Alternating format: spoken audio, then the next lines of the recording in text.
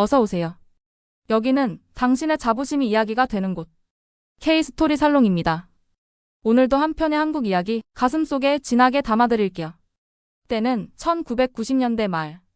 일본 경제의 긴 불황이 사람들의 어깨를 무겁게 짓누르던 시절. 일본의 작은 공업도시 스즈키시에는 한때 도시의 심장과도 같았던 전자부품 공장이 있었습니다.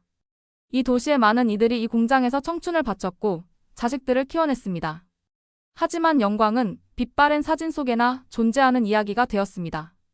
공장을 채우는 것은 희망찬 기계 소리가 아닌 앓는 소리와 절망의 한숨이었습니다. 설비는 멈추거나 삐걱거렸고 생산 라인 끝에 쌓이는 건 팔 수 있는 제품이 아닌 폐기해야 할 불량품의 산더미였습니다. 불량률 18%. 이 붉은 숫자는 단순한 통계가 아니었습니다. 공장의 수명을, 그리고 이 도시에 기댄 수많은 사람들의 생계를 위협하는 사형 선고와도 같았습니다. 주요 거래처들은 하루가 멀다 하고 등을 돌렸습니다. 이런 품질로는 더 이상 함께할 수 없습니다. 차가운 통보와 함께 계약은 파기되었고 공장은 파산 직전의 벼랑 끝으로 내몰렸습니다. 도쿄 본사 회의실의 공기는 얼음장처럼 차가웠습니다. 사토 공장장에게 맡겨서는 더 이상 희망이 없습니다. 현지 기술자들도 전부 포기한 상태입니다. 한 가지 방법이 있습니다. 한국의 협력사, 대성정밀의 도움을 요청하는 겁니다. 한국의 기술자를 부르자고요? 우리 일본 기술에 자존심도 없습니까? 자존심이 밥 먹여줍니까? 지금은 공장을 살리는 게 먼저입니다. 대성정밀의 김태수 부장, 그 사람이라면 가능할지도 모릅니다. 업계에선 미다스의 손으로 불리는 사람입니다. 결국 본사는 마지막 지푸라기라도 잡는 심정으로 한국의 기술자 파견을 요청합니다. 한편 일본 스즈키 공장장 사토는 자신의 사무실에서 낡은 사진 한 장을 보고 있었습니다. 젊은 시절 아버지와 함께 공장 앞에서 환하게 웃고 있는 사진이었습니다. 아버지가 평생을 바쳐 일군 이 공장을 자신에 대해서 망하게 할 수 없다는 압박감이 그의 어깨를 짓눌렀습니다. 그때 본사로부터의 전화가 울렸습니다. 한국인 기술자를 보낸다는 소식. 그 순간 그의 중압감은 분노로 바뀌었습니다. 자신의 무능을 인정하는 것만 같아 참을 수 없는 모욕감이 치밀어 올랐습니다. 건방진. 한국인 따위에게 뭘 배운단 말인가. 어디 한번 와보기만 해봐라. 싸늘한 저기가 공장 장실의 공기를 무겁게 짓눌렀습니다. 며칠 후 인천공항. 김태수는 일본으로 떠나기 전 아내의 손을 꼭 잡았습니다. 정말 괜찮겠어요? 말이 잘 통하는 것도 아닌데. 걱정하는 아내에게 그는 딸아이의 사진을 보며 옅게 웃어 보였습니다. 이 녀석 대학 가려면 아빠가 열심히 벌어야지. 걱정 마, 기술 하나는 자신 있으니까. 그렇게 그는 무거운 책임감을 안고 일본으로 향했습니다.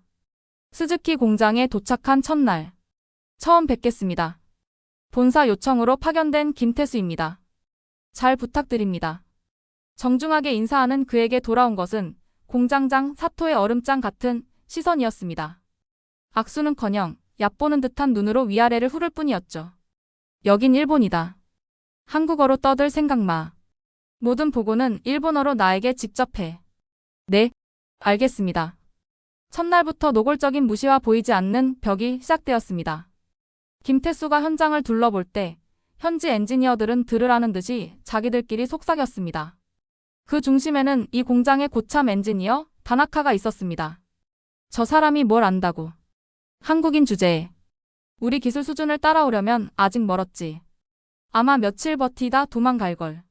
그날 저녁, 김태수는 공장 근처 허름한 식당에 들어섰습니다. 왁자지껄한 분위기 속 모두가 서로 아는 듯 인사를 나누었지만 구석에 앉은 그에게 말을 거는 사람은 아무도 없었습니다. 그는 서툰 일본어로 돼지고기 덮밥을 주문했지만 주인이 잘못 알아듣고 생선구이를 가져다 주었습니다. 아니라고 말할 용기도 기력도 없어 그는 그저 묵묵히 밥을 먹었습니다. 생선 가시처럼 외로움이 목에 걸리는 듯한 밤이었습니다. 다음 날부터 본격적인 분석에 들어갔습니다. 김태수는 첫 번째 가설을 세웠습니다. 공장 바닥의 노후화로 인한 미세 진동이 프레스의 정밀도에 영향을 줄 것이라는 가설이었습니다. 그는 일본 엔지니어들에게 레이저 측정기와 진동 흡수 패드를 요청했습니다. 다나카는 그런 건 들어본 적도 없다며 비웃었지만 김태수는 끈질기게 요구해 자재를 얻어냈습니다. 꼬박 이틀 밤을 새워 그는 수백 개의 지점에 센서를 설치하고 데이터를 수집했습니다. 그리고 마침내 보고서를 들고 사토 공장장 앞에 섰습니다. 공장장님, 원인을 찾은 것 같습니다. 바닥에 미세 진동이. 그의 설명이 끝나자마자 테스트가 진행됐습니다. 모두가 숨죽여 지켜보는 가운데 불량률 표시 숫자는 18%에서 고작 17.5%로 떨어졌을 뿐이었습니다. 사토 공장장이 분노에 차 소리쳤습니다. 이게 당신이 밤새워 찾아낸 결과인가? 시간 낭비도 유분수지. 다나카는 기다렸다는 듯이 조롱했습니다. 거봐, 우리가 모를 줄 알았나? 역시 한국 기술 수준은 별거 아니군. 김태수는 얼굴이 화끈거리는 굴욕감 속에서 아무 말도 할 수 없었습니다. 그저 고개를 숙일 뿐이었죠. 그날 밤 그는 허름한 숙소에서 컵라면으로 끼니를 때우며 깊은 자괴감에 빠졌습니다. 딸아이의 사진을 보며 그는 포기할 수 없다고, 이대로 무너질 수 없다고 몇 번이고 다짐했습니다. 그는 실패한 데이터 더미를 처음부터 다시 후기 시작했습니다. 그러다 이상한 패턴 하나를 발견했습니다. 불량률이 오전에 비해 오후에 미세하게 더 높았고 날씨가 더운 날 유독 심해진다는 점이었습니다. 진동이 아니라 열인가? 다음 날 그는 특수 열화상 카메라를 요청했습니다. 엔지니어들은 또 무슨 엉뚱한 짓이냐며 비웃었지만 그는 끈질기게 설득했습니다. 카메라로 설비 내부를 비추자 마침내 문제의 핵심이 드러났습니다. 모두가 정상이라고 생각했던 냉각수 파이프의 특정 구간이 미세하게 막혀 열이 제대로 순환되지 못하고 있었습니다. 이 때문에 기계가 장시간 가동되면 특정 부품이 미세하게 열 팽창을 일으켜 불량을 만들어냈던 것입니다. 원인을 찾은 그는 누구의 허락도 구하지 않고 거대한 기계를 분해하기 시작했습니다. 당신 지금 뭐 하는 짓이야? 멀쩡한 기계를 왜 분해해? 당장 그만두지 못해. 사토 공장장이 달려와 윽박질렀지만 김태수의 손은 멈추지 않았습니다. 그는 막혀있던 냉각 라인을 뚫는 것을 넘어 자신이 밤새워 그린 새로운 설계도대로 파이프를 재배치했습니다. 열이 발생하는 근원지를 예측하고 공기의 흐름까지 계산한 완벽한 설계였습니다. 그리고 운명의 3주째가 되는 날 아침, 김태수는 붉게 충혈된 눈으로 마지막 나사를 조였습니다. 그리고 공장 전체가 들릴 만큼 큰 목소리로 외쳤습니다. 라인 재가동합니다. 비웃던 다나카, 팔짱을 낀 사토 공장장, 그리고 모든 엔지니어들이 그의 주변으로 몰려들었습니다. 기계가 움직이기 시작했습니다. 이전처럼 앓는 소리가 아닌 건강하고 힘찬 구동음이었습니다. 모두의 시선은 단 한 곳, 불량률을 표시하는 전광판에 고정되었습니다. 17.5%, 12.1%, 8.4%, 4.0%, 2.3%. 그리고 마침내 숫자가 멈췄습니다. 0.9%. 숨막히는 침묵. 아무도 자신의 눈을 믿을 수 없었습니다. 침묵을 깬 것은 사토 공장장이었습니다. 그는 귀신이라도 본 듯 창백해진 얼굴로 다가와 떨리는 목소리로 소리쳤습니다. 이게 어떻게 된 거야? 뭘 한 거지? 그때까지 침묵을 지키던 김태수가 처음으로 허리를 꼿꼿이 폈습니다.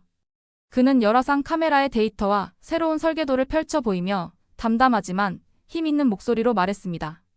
원인은 진동이 아닌 열이었습니다. 이 구간의 열 배출이 원활하지 않아 부품의 열 팽창을 유발했던 겁니다. 단순히 뚫는 것을 넘어 공기 순환까지 고려해 냉각 시스템 전체를 재설계했습니다. 그의 논리정연하고 완벽한 설명에 다나카는 넌나간 목소리로 중얼거렸습니다. 말도 안 돼. 우리는 10년간 장비 탓만 했는데 저 한국인은 데이터로 원인을 증명했어. 젊은 엔지니어 켄지의 눈에는 존경을 넘어선 경외심이 가득했습니다. 사토 공장장의 얼굴이 새하얗게 질렸다가 이내 시뻘게 달아올랐습니다. 그것은 분노가 아닌 자신의 오만함에 대한 깊은 부끄러움의 색이었습니다. 다음 날 아침, 사토 공장장은 김태수를 자신의 사무실로 불렀습니다.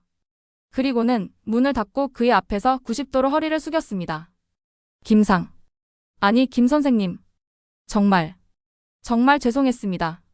저의 낡은 자존심과 편견이 우리 모두의 눈을 가렸습니다. 당신의 기술을 얕잡아 본 저를 부디 용서해 주십시오. 그리고 부디 저희를 가르쳐 주십시오. 김태수는 말없이 그의 어깨를 두드려 주었습니다. 따뜻한 미소와 함께. 괜찮습니다, 공장장님. 이제부터 함께 공장을 살려봅시다. 그날 이후 공장의 모든 것이 달라졌습니다. 불량률은 업계 최저 수준인 0.1%까지 떨어졌고 떠났던 거래처들이 앞다투어 다시 계약을 요청했습니다. 무엇보다 달라진 것은 사람들이었습니다. 다나카는 그의 가장 성실한 학생이 되었고 켄지를 비롯한 젊은 엔지니어들은 그를 센세 선생님나 부르며 따랐습니다. 차가웠던 공장에는 다시 활기와 웃음소리가 넘쳐 흘렀습니다. 그렇게 몇 달이 흘렀습니다. 공장이 완벽하게 정상화되자 김태수는 한국으로 돌아갈 준비를 했습니다. 그가 떠나는 날 공장의 모든 직원이 나와 길게 늘어서서 그에게 박수를 보냈습니다. 선생님의 은혜는 평생 잊지 않겠습니다. 정말 감사했습니다. 오랜만에 돌아온 고구. 그는 공항에서 자신을 기다리던 아내와 아이들을 힘껏 껴안았습니다. 1년 후 김태수는 한국의 한 중소기업에서 젊은 기술자들을 가르치고 있었습니다. 그때 일본에서 소포 하나가 도착했습니다. 그 안에는 환하게 웃고 있는 스즈키 공장. 식구들의 단체 사진과 사토 공장장이 서툰 한국어로 꾹꾹 눌러 쓴 편지가 들어 있었습니다.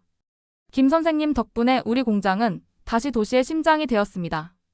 당신은 기술자일 뿐만 아니라 우리 모두의 은인이며 제 인생의 친구입니다. 김태수는 편지를 보며 조용히 미소 지었습니다. 그의 마음속에는 그 어떤 훈장보다 빛나는 자부심이 새겨져 있었습니다. 나는 기술자다. 그리고 나는 자랑스러운 한국인이다. 나는 나의 기술로 나의 땀으로 사람의 마음을 얻고 한국인의 이름을 증명했다.